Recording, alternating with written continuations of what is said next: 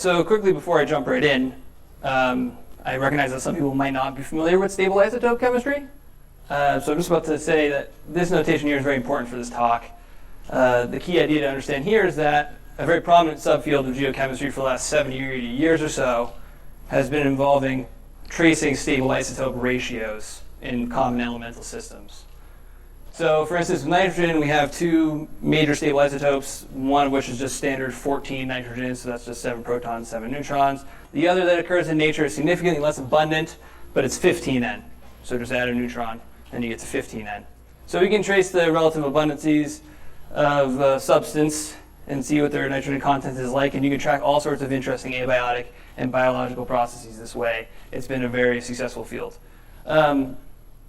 So I am super interested in sort of delta 15N understanding. A big thing to take away is that a positive value here means that it has more 15N in it than the atmosphere does. And if it's a negative value, it means that it is less. I'm going to almost exclusively be talking about positive values. That's what I'm really interested in. Delta 15N has kind of a reputation as being a boring, conservative isotope signature. Lots of stuff kind of crunched towards zero. Lots of microbial washout and diagenetic processing. But actually, I think that's wrong. There are really exciting, hugely positive values throughout the rock record. And I'm going to be talking about maybe how we get there. It's not really well understood. So, for instance, this is a really good example of big nitrogen. This is like the biggest nitrogen found in the rock record. It's 2-ion formation, about 2.72 gigaannum billion years ago. So well within the Archean, and these values go well above 50 per mil, which for anybody who studies this sort of thing is incredibly extreme.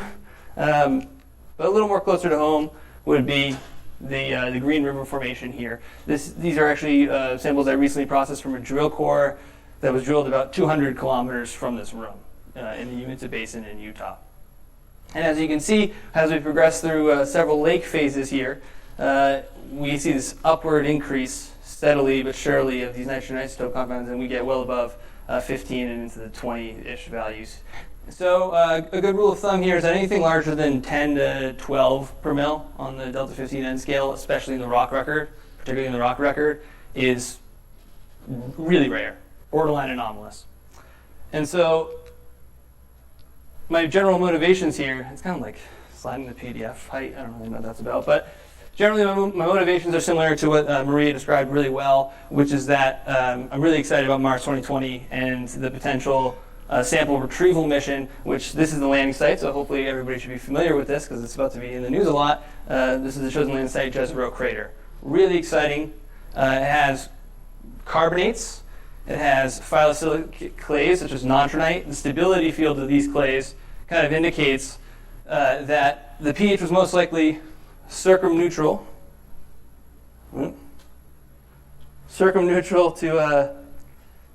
to alkaline.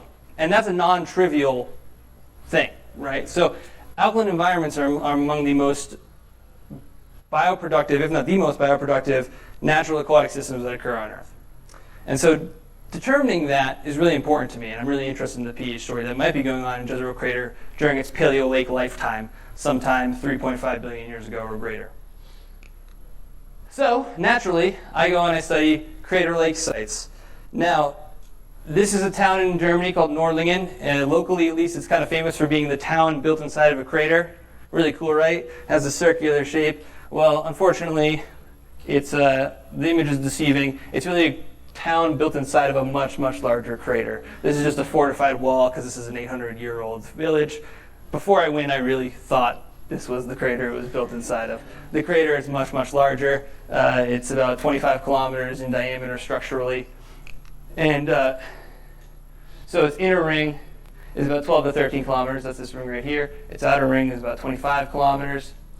And shortly after its formation, after an impact about 14.8 billion years ago, a lake formed in the crater for about 500 million years for about 500,000 years, sorry. Yeah, for about 500,000 years to 2 million years.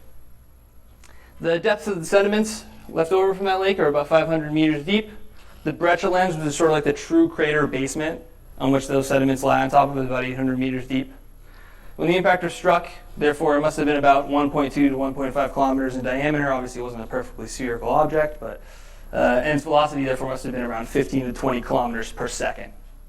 So something really interesting happened beyond just the intensity of the impact, which is that what's left over now is this really well-preserved dual-layer ejecta blanket. This makes this a really fantastic Mars analog. This is the only place on Earth where this sort of dual-layer ejecta blanket is preserved. It's quite singular in that regard. And the reason it's really important and really interesting is because it has what we have a top layer called suvite here and a bottom layer called Buntsbrecha. And the way to think about this is when the impact occurred, it created a massively deep cavity, much deeper than the Brecha lens I was talking about before, somewhere on the order of 3 to 4 kilometers deep immediately. That only existed for seconds, if that. And then a bunch of sediment collapsed right into the crater that was just newly formed. And so all the material that was immediately displaced by the impact was the stuff that laid on top. It was like Jurassic and Triassic limestone, old marine-based rocks that were just underneath the soil. And those form this Buntsbrecha bottom layer. It's sort of just a brecciated, or mashed up, it's the fancy term for mashed up rock, like the limestone on top. And then when all that material collapsed on this highly pressurized basement rock that was really crystalline, it basically formed a pressure cooker environment for a short period of time, and then a secondary plume exploded out of the impact site and thinly settled over this bottom layer of Buntsbrecha, and that's what this top layer is suvite. So actually this formed first, this formed second. But the reality of the situation is that this is what it looks like in person. It's exquisitely well preserved. We have this suvite layer here, grayish material, and we have this brown, reddish material called Buntsbrecha. The leading hypothesis with this is that that suvite layer that I was talking about, acts sort of like a volcanic glass when it interacts with water. So it's going to be stripping any water that's of its protons. It's going to be driving alkalinity. It's going to be increasing the pH. And then after all that's been weathered and eroded, what's going to be left over to weather is going to be Buntsbrecha, and that's going to weather, and that's essentially going to weather like an oceanic rock might, increasing salinity, returning the pH back towards 8 or so. And so it has this really interesting history of multiple lake phases. This just keeps on going down. There we go. I'll just stick around here as much as I can. First think about this weathering into the catchment area of the crater, creating this really alkaline high pH water, and then once this all goes away, we're starting to weather this material, and it rapidly changes the nature of the lake itself. And so in order to explore what this really meant, I sampled drill core. That's what we do as geochemists. So there was a drill core here within this crater basin that was drilled in 1973, this really awesome academic core. And here's what we got out of it in terms of the delta 15N. All those pH changes put in our mind that there might be a really interesting story here. And when these data came through, we were really excited. This was definitely like a straight up high five next to this mass spectrometer moment when we saw this spike down here. And so when I mean we, I mean myself and Eva Stoikin, who's a world-class nitrogen expert that I have had the good fortune of working with at the University of St. Andrews. And right here, we see this minimum value of 3.82 per mil and a maximum value of 17.47 per mil. And the really interesting thing about this is these occur over this tiny interval. That's the 3.82 value. That's the 17.47 per mil value. And although we don't have great time resolution on this lake because it's such extreme chemistry, that is a very short interval of core space to make that sort of jump in chemistry. And we see this really interesting secular trend that slowly decreases, and it really seems to match up well with what's been modeled previously for pH by our sort of resident collaborator and local Reese Crater expert, Gernot Arp, who works at the University of Göttingen. And so the mechanism we're evoking for understanding this pH delta 15N relationship is ammonia volatilization. So ammonium and ammonia have a pKa relationship that settles at 9.25, which for those of you who haven't thought about this in quite some time, that means that at pH 9.25 at STP, they're going to be in equal parts in solution, right? At a pH of around 7, it's going to be almost exclusively ammonium. And then at a pH of right around 12, it's going to be exclusively ammonia. So understanding this, we can say, okay, as the pH increases towards 9.25 or even a little bit below that, you're going to start generating more and more ammonia. Now, they don't really settle nicely in solution because ammonia, in most cases on this planet, becomes gas. There's going to be a unidirectional escape of that ammonia from the basin, from the lake itself. So that's what we predict is happening here. As we increase alkalinity rapidly, essentially what's going to happen is this is like a freshwater playa that's just forming on top of these really strange rocks in the crater basin. And as soon as there's enough weathering going on, you see this big jump in alkalinity, and it's coincident with this big jump in delta 15N values. So take-home point: the isotopically light gaseous ammonia escapes and leaves isotopically heavy ammonium pool behind. Right, so the lighter stuff is going to more preferentially, is the term we would use, preferentially leave the system. Now we have some additional evidence for this high pH interval to sort of bolster this argument. We have an abundance of zeolites. These are minerals such as anosine and clinoptilite. Geologically, they're indicative of high pH environments. We also have a paucity of microfossils. So if you look here, we can see our fish and our ostracods essentially disappear. This becomes some sort of high pH, super brackish, potentially eutrophic scenario where there isn't really enough oxygen, maybe even below that top layer for a lot of these macrofossils to live in anymore. And then we have a general scarcity of diatoms. So diatoms play a little bit better with high pH environments, but probably not quite as high as it got at its greatest point, probably around 9.25 to 9.5 pH. So diatoms tended to also not leave fossils at this point and slowly kind of reintegrated themselves back into the lake as pH decreased. We also can combine this with some previous isotope data that's really useful. This is from an old paper by Roth and Hoves from 1977. They measured the delta 018 of the carbonate and the delta 13C of the carbonate in the same drill core. And this has actually been used, these data, as a classic example of closed basin behavior. So for anybody who studies lakes or has even dabbled, this Talbot citation here from 1990 is like a classic Paleolacustrine chemistry citation, and they use Jezreel Crater as an example of tight covariation between delta 13C and delta 018 carbonates and how it relates to closed basin behavior. So this was pretty restricted for the most part in its lifetime. And the other thing we can glean from this is that there's probably a progressive increase in salinity, because with this closed basin relationship also comes, a strong dependency on effects like evaporation and evapoconcentration as a result. So progressive increase in salinity during this interval as well. So a simplified picture of this would kind of be this yellowish region here, alkaline, this gray line here. You can think of it as probably being redox stratified, and then it increases in salinity, and it probably almost exclusively continues to increase in its salinity up and through the remainder of its lifetime. There is some relevant literature already. There was some relevant literature already published on this in terms of the ammonia delta 15N relationship.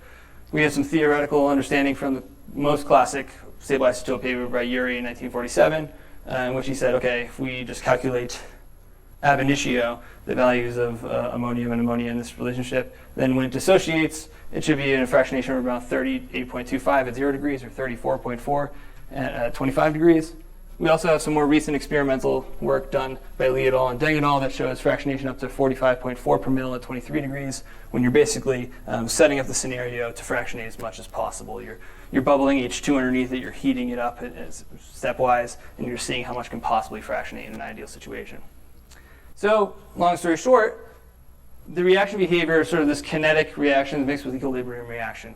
Right, because it is an equilibrium reaction initially, but then it has that unidirectional escape, which gives it a sort of kinetic effect. But now, theoretical, experimental, what's needed now is field work, right? That's the next progression. So I went out to Coorong National Park in South Australia last summer to sample what's known to be a very interesting gradient of high pH mini lake systems, basically, that we thought would be a really nice gradient to sample and see where this effect takes place and whether or not you have this kind of increase as you move from a lake that is typically around 7.75 in pH to 8.8 in pH all the way up to 9.5 or so. So this is the region of study. Particularly, we were focused in the Salt Creek region, so here's what was referred to as the Coorong. It's this, it could be referred to as like an inverse estuary. It takes water from the ocean and it actually makes it saltier. And then if we could here, I was more focused in the Salt Creek region, which is also pictured here for clarity. Zoom in a little bit. So we sampled 3 sites in the Salt Creek region: Haley Lake, Dolomite Lake, and North Stromatolite Lake. And I zoom out, we also got a fourth sample down further south, and a fifth sample also further south, and then a sixth sample that served as kind of an M member, a negative control from just the marine setting. So looking at that sedimentary Delta 15N data, the marine M member acted as we would expect, so it was a good negative control. Generally speaking, if you go out to a marine system and you measure the Delta 15N of the sediments, you will find around 7 per mil, plus or minus 1.5. So we were happy with those data. It showed us that we were somewhat on the right track here, that we didn't have any flaws necessarily in our sampling strategy. And then, when we looked at all the other lakes, we got this crazy spread. So keep in mind that visually at least, first order basis, all of these lakes look very similar, seemed very similar to be there. A lot of them have stromatolites forming on the ground. There was active dolomite precipitation, which is actually a really interesting geochemical phenomena. And they were all within 25 square kilometers of each other. So this sort of variation in any isotope system is kind of bizarre.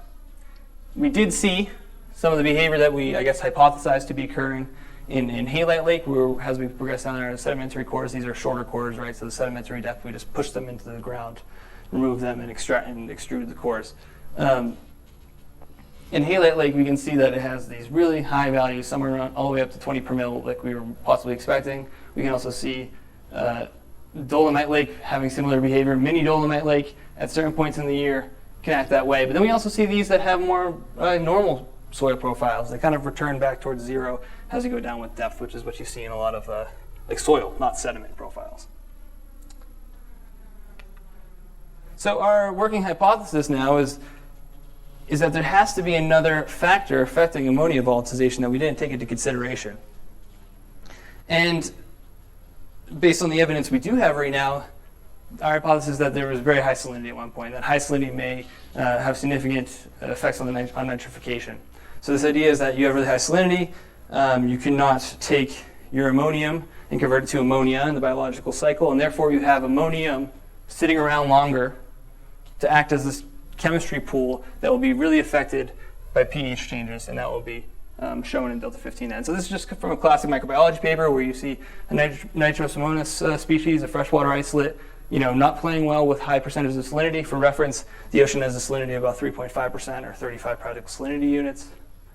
Here's an estuarine sample that is acting similarly, plays a little bit better with salinity, but still not very well even when you get to the 3% area. And here are some data from the Coorong Lagoon, where the salinity we can see is actually above 15%.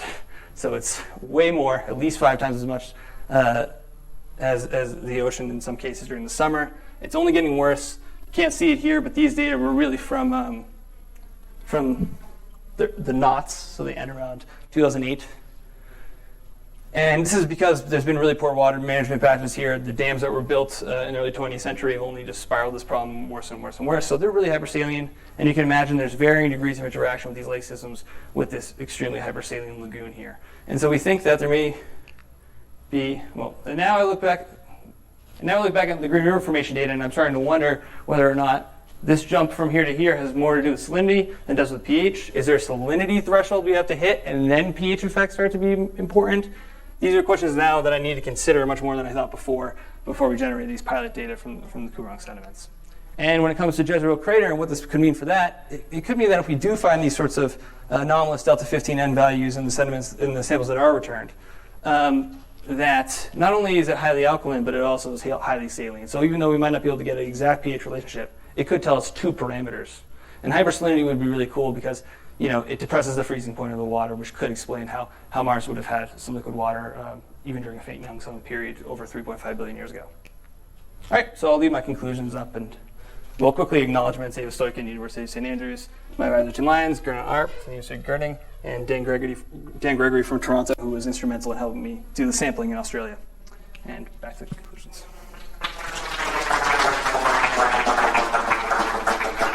All right, questions for Chris?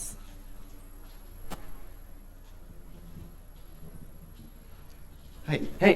Thank you for the talk. Sure. I'm just curious with the Mars rovers, are they going to core? How deep will they go? Because this kind of comes from the Germany crater. That was hundreds of meters deep. Sure. Very good question. So the Mars 2020 rover is going to be equipped with basically like cigar-sized tubes that are going to be just tiny, small cores that would be pressurized right into the sample and then cached, either in a system or left behind for something else to pick it up later. But the idea is within a crater lake system, similar to what they've been doing with Curiosity at Gale Crater, is that you can get a transect. So you can be working from different areas in the crater, and if you're smart about how you're sampling, you can really work upward through the history of the lake. Right? So you don't need a core that goes into the ground so much as you can kind of work upward through the history of the lake and be clever about what you're sampling and trace these sorts of similar relationships. So if there was this dual layer ejector pattern and it went through a similar chemical history to what we see at Reese Crater, then if we're clever enough about how we sample, or how they sample, I don't know how I'm involved, but then we could theoretically parse apart the history of the lake. All right, great. Let's thank Chris again and